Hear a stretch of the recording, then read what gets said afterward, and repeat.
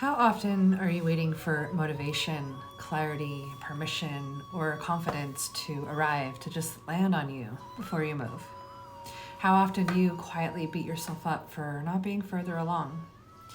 Listen, there is one part of us that wants growth and alignment and expansion, and there is another part of us that undermines, delays, and criticizes. In a world of constant advice, noise, and comparison, I'd like to share a philosophy with you today from the yogic tradition. Welcome to your Monday message. I am Dharma Shakti, your host, with your weekly dose of something inspirational. And the yoga philosophy that I'm covering today brings us back to agency, self-trust, and inner leadership. I want to unpack a Sanskrit verse from the Bhagavad Gita, chapter 6.5. And the verse is, Udared atmanatmanam natmanam avasya dayet. And this is a portion of this verse, and it says, elevate yourself through the power of your mind and do not degrade yourself. This is a verse that is spoken by Krishna to Arjuna in the midst of a deep confusion and inner conflict.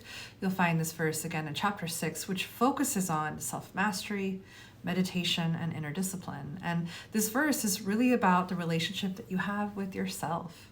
So this teaching is really pointing to that you are both at the same time, the one who can support yourself and the one who can hold yourself back.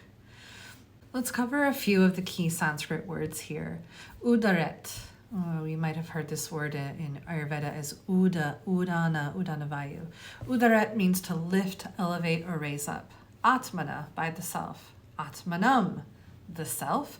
And avasya dayet, to depress, diminish, or degrade. The core insight that this verse is offering is that you are not powerless, but you are also not meant to abandon yourself through self-criticism. Radical self-responsibility does not equal harsh self-discipline. It really is a devotional self-leadership. So how can this show up, or how does it show up in our real life? Well, we often stay stuck in analysis instead of making a choice. Sometimes we are waiting to feel ready before acting. And often we're using self-judgment as a motivator, which just leads to self-burnout.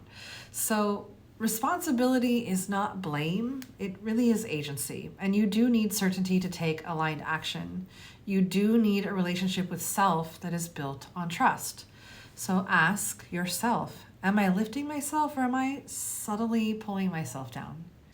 And as always, I have some reflective questions for you. I'll put them down in the description box below for you so that you can take your time to journal on these.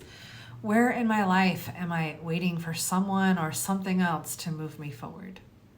In what ways do I degrade myself through inner dialogue and comparison or even delay?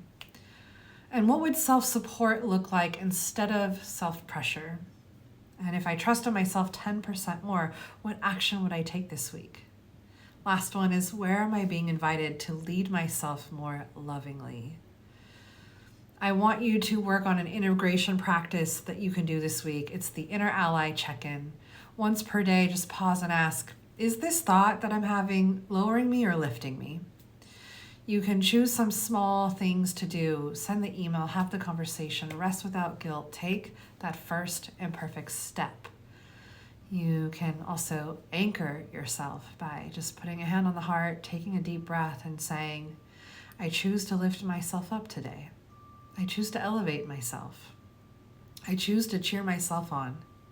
Listen, you are not here to be your own obstacle. You are here to be your own ally. And growth doesn't require force. It requires a trusted, loving relationship with self. So trust that you have what you need, you can take the next step, and that your timing is not wrong. Your timing is not wrong. Remember to lift yourself up. Keep your head held high and your heart open wide. The path that you are walking responds to self-trust. I hope that you found this message helpful for this week. Please, if you would like and be so kind, hit the like button, maybe share this video with somebody who you know could benefit from hearing this message today. And of course, I'd love to hear your comments your takeaways, your insights, your feedbacks on how this message has served you and helped you, and maybe brought you some comfort in whatever it is that you are working through and working on this week. And as always, sending so much love from my heart to yours. I hope you have an amazing week. Peace and blessing, my friend. I'll see you next time.